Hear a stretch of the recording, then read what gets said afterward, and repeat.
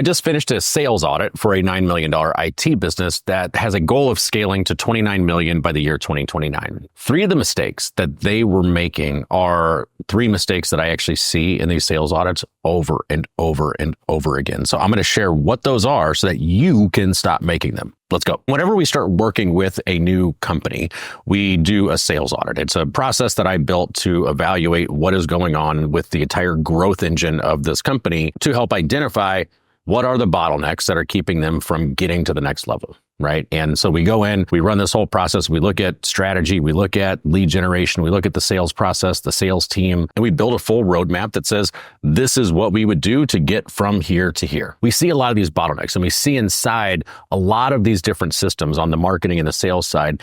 And there are three mistakes that I have seen come up so consistently that I wanted to record this video and say, please don't do this. And the first is a complete absence of sales leadership within the company. The founder gets the business started, right? And at the beginning, the founder is doing everything. They're spinning 27 plates. They're doing prospecting. They're doing sales. They're doing some marketing. They're doing all the delivery. As the business starts going, they have to start handing off these things. And building a sales organization is one obvious way to start scaling your company. So they hire a BDR or an SDR or a full cycle salesperson or a closer, whatever it is. And they make that hire under the belief that that removes them from the sales process, but it doesn't. It actually just means they got promoted to sales manager. The second mistake is not having any real insight into what is really driving sales. I've looked at a lot of companies that are doing a lot of work, right? Like they're doing a lot of things. They've got a podcast, they've got a YouTube channel, they're doing social media stuff on LinkedIn, they're doing, some SEO, they're doing some paid ads, they're doing like some cold email. There's a ton of activity that's happening, but there's no real insight into which one of these things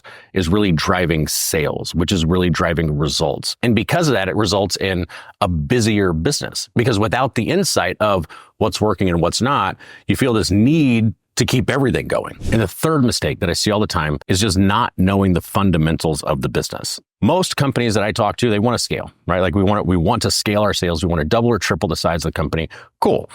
But what if the cost of acquisition that you have right now is 3 times what it should be? What if the lifetime value of your current client is only half of the industry average? Do you want to scale poor economics? I mean, there are times where we do this analysis and we find out you've got a whole category of clients that you are actively selling that don't make you money. Now, maybe this category is, but maybe this one is supplementing this one. Like those are things that you really want to know. You want to know the fundamentals of your company, the economic health of the company before you scale.